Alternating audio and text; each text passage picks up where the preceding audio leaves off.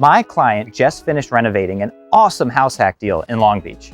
In this video, we're gonna look at the reno, we're gonna discuss the process, and then we're gonna dig into the numbers together. I'm Jon Schwartz, a realtor, real estate investor, and house hacker in Los Angeles, California. Let's get to it.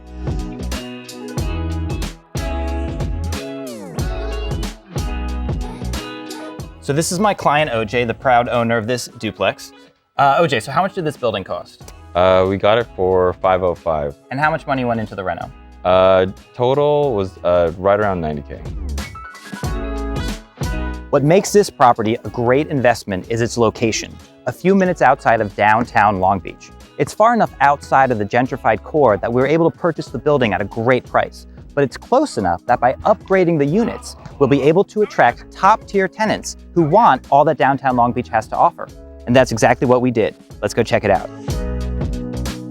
So we'll start in the living room. And when my client bought this building, these units were in no condition to be rented at even median rent for the area. This room had white tile floors, white walls, a popcorn ceiling, and an old heating element in the wall. Now, post-reno, we have luxury vinyl plank flooring, a lovely two-tone paint scheme on the walls, recessed lighting, a Simply Safe security system installed on the front door, 2-inch blinds on the windows, and a split mini AC system for central air. These are the amenities that will allow this unit to earn top rent for the area.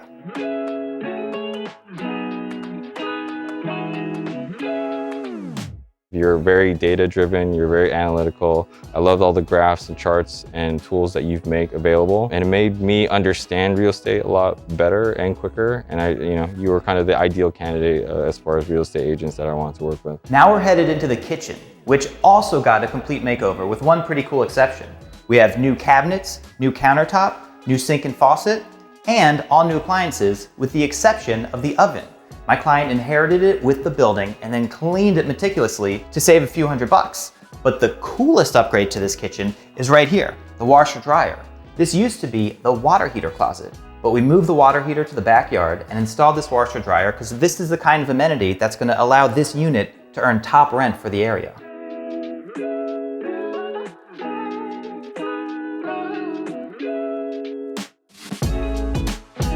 Originally, I was looking for single family investment. Again, this is my first anything into real estate. Single family prices were just unreasonable. It just wasn't realistic for my given situation. I found you and sold me on the idea of house hacking a multifamily and finding much more competitive pricing.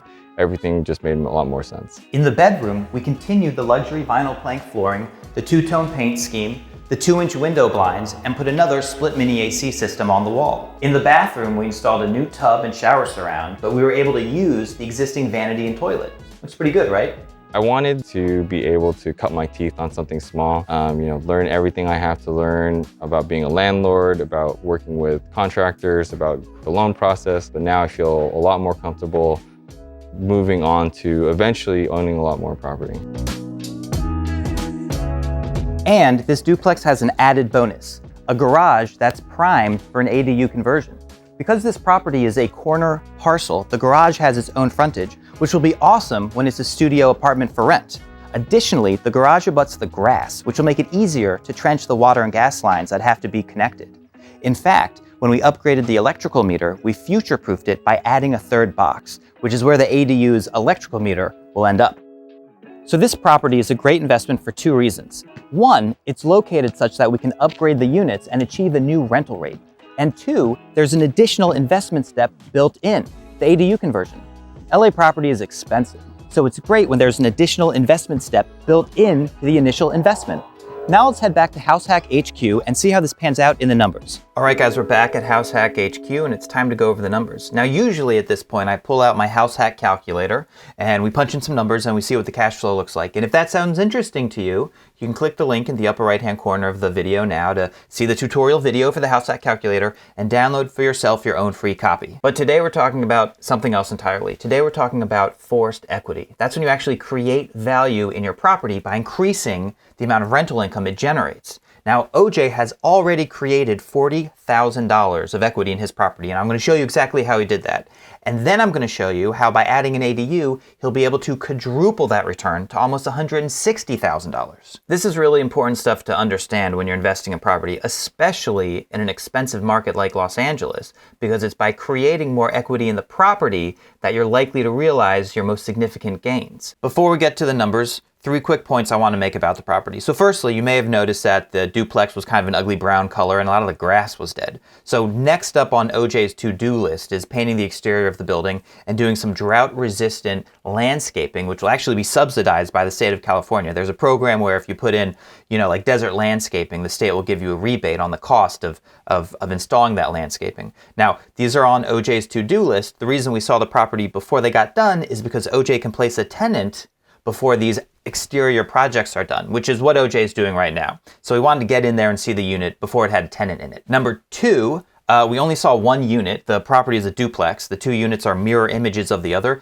and we only looked at one because OJ had just moved into the other side and it was full of boxes. There was no reason to go through it. Suffice it to say, the other unit got exactly the same treatment as the unit we saw, including taking out the hot water heater and putting in a washer dryer. The units are literally mirror images of each other. And on that note, point 3, the cost of the renovation that we talked about, that $90,000, that was to do both units. That was to do the entire building. And it wasn't just the cosmetics that we saw. It's also worth noting that OJ rewired the electrical in the building because it was old knob and tube wiring when we bought the building. He also re-piped the plumbing of the building because a lot of the plumbing underneath the building was old galvanized steel, and we wanted new copper plumbing. All right, 3 points out of the way, let's get into the numbers. In talking about the numbers, first we have to cover 3 vocab words, and I'll try to get through this quickly, and then we'll actually get to doing the math. So the first vocab word is cost basis. This is basically what a building costs. It's the purchase price plus the renovation costs or whatever other money goes into it to get it ready to be a rental. In this case, the cost basis for OJ was the purchase price, $505,000, plus the renovation cost of $90,000. So his cost basis is $595,000. However, of course, OJ didn't actually go $595,000 out of pocket, and that's important to understand when we talk about our next vocab word, return on investment. So return on investment, or ROI, is kind of a broad term. It can mean different things in specific contexts, but it basically means how much return did you get for the money that you invested. So let's talk about the money that OJ invested. He had a 15% down payment, so that would be $75,750. His closing costs were actually $0 because of a very large seller credit that I negotiated, not bragging or anything. And his rental cost was $90,000. So $75,750 plus $90,000 comes to a total amount invested of $165,750. So that's how much money OJ's actually spent to this point. And so when we're calculating the return on investment, that will be the denominator of the equation. That will be what we look at to see what OJ's return is. The next vocab word is a big one when it comes to valuing income properties in markets like Los Angeles, and that's gross rent multiplier, GRM.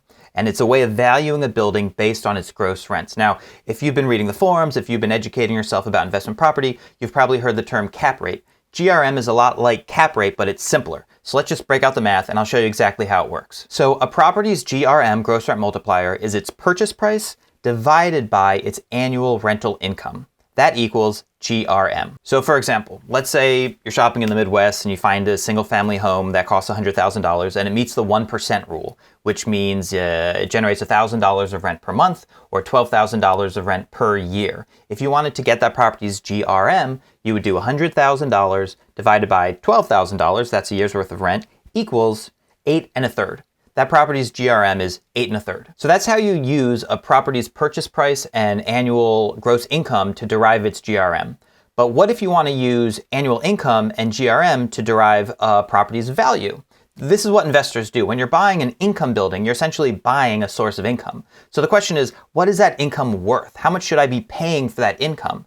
Income is a lot more expensive in Los Angeles than it is in the Midwest because there's a lot of other things that come with that income, like appreciation and scarcity. So to determine the value of a building, you flip the equation and you get annual rent times GRM equals valuation. So let's say you have an income property and you want to determine how much you're going to pay for it. Let's say this income property generates $15,000 of rent each year. What you can do is look at recent sales of other income buildings, look at how much income they generate, and come up with the area's GRM. Then apply that GRM to this amount of rental income to come up with the building's value. So let's say you do the math and you determine that the area GRM is 12. That buildings in this neighborhood should sell for a 12 GRM. Well, then you do 15,000 times 12, and you derive that the value of the building is $180,000. So to derive the value of OJ's post-reno duplex, we need two things. We need to know how much rent he's going to collect in a year, or how much rent the building would collect in a year if both units had tenants in it. And then we need to find the GRM for the area.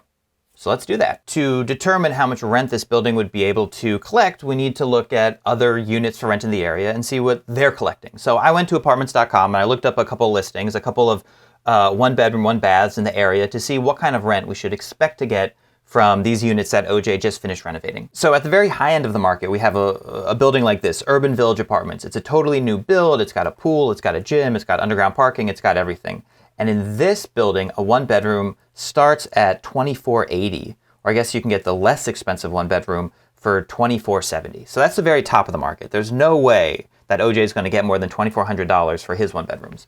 Then at the bottom of, then at the kind of medium point of the market, we have this listing. This is $2,000 a month. As you can see, it's a pretty nicely finished one bedroom apartment. And if I remember correctly, it has air conditioning. It has a washer dryer hookup, but not a washer dryer. And I believe there's an off-street parking spot. So this is a unit very similar to OJ's, renting for $2,000 per month. And then lastly, at the bottom of the market, we have a unit like this. The one bedroom rents for $1,595.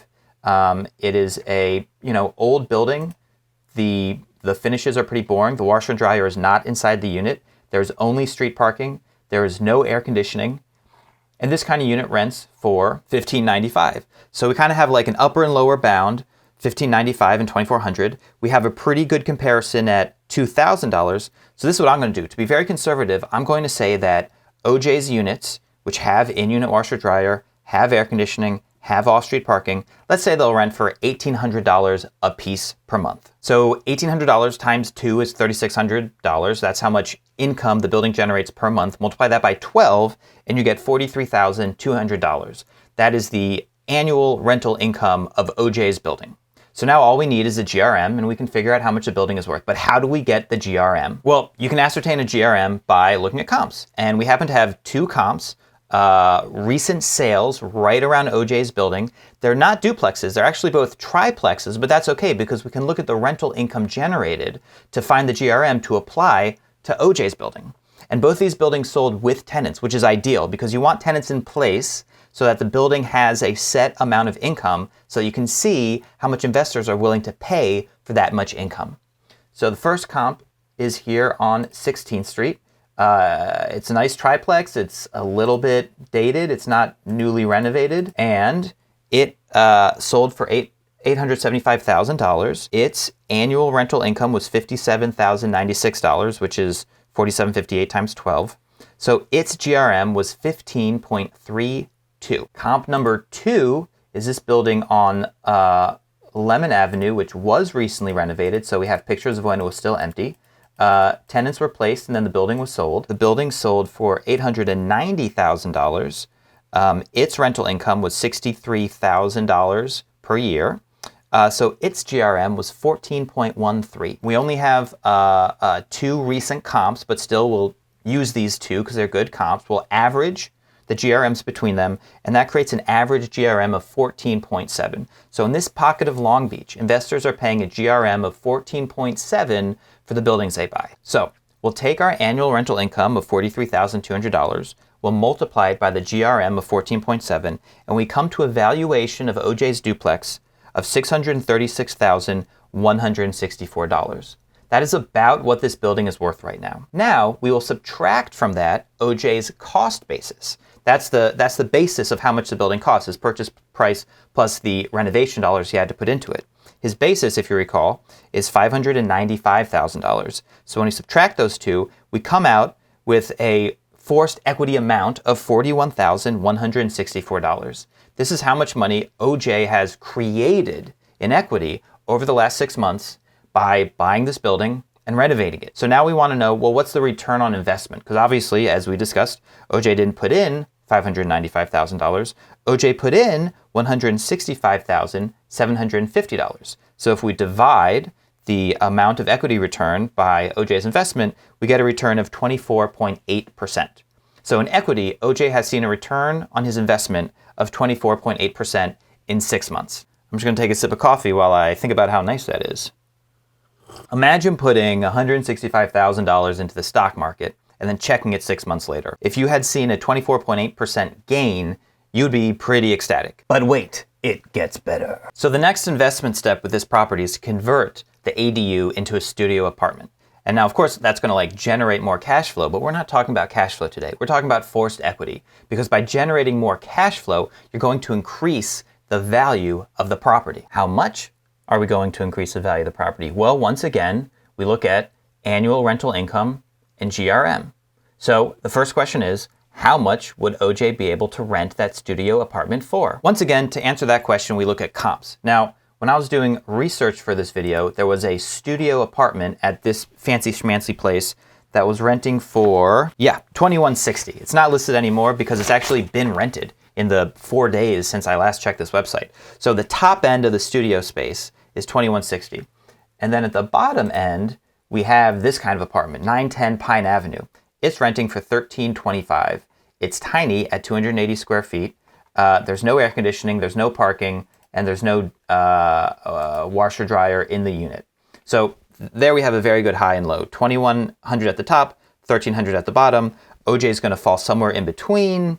Let's be conservative and say that he'll be able to rent his studio for $1,500 per month. So what does that mean in terms of force equity to the property? Well, we take $1,500 per month, we multiply by 12 to get an annual income from the studio of $18,000. We multiply that by 14.7 and we come out with $264,600. Okay, so let's keep going to see what this means in terms of force equity for the property as a whole. So we'll add that $264,600 to the current valuation of the property of $636,164 to derive what the property will be worth in total after the ADU is done being built, and we come to $901,233. So that's the value of the building, but to see how much equity OJ's created, we have to subtract the cost basis. Now we subtract the $595,000 that OJ needed just to get the property and renovate the 2 one-bedroom units, but we also have to subtract the $150,000 that it will cost to convert the ADU. That's a quote we got from an ADU consultant. So after the ADU is complete, the amount of forced equity that OJ will have created in this property is $156,233. He's nearly quadrupled his initial equity creation of $41,000. To derive the return on investment, we have to divide this forced equity by the amount of money that OJ has invested to this point. So remember, it was $165,750 to buy the property and renovate it, plus $150,000 to build the ADU. So at this point, OJ's total investment would be $315,750. So we divide the forced equity by that amount, and we get a return of 49.4%. I mean, 50% return on your money is pretty good. And this is just equity. This is just equity that he has in this property. We haven't even broached the topic of cash flow, of OJ's reduced cost of living, of the actual income he'll be gaining once that ADU is converted. We're just talking about equity. And the reason why I want to bring this up, why we need to talk about this at some point, is because it's not all about cash flow. In markets where properties aren't worth as much, the equity gains from creating units and doing renovations, they aren't as great.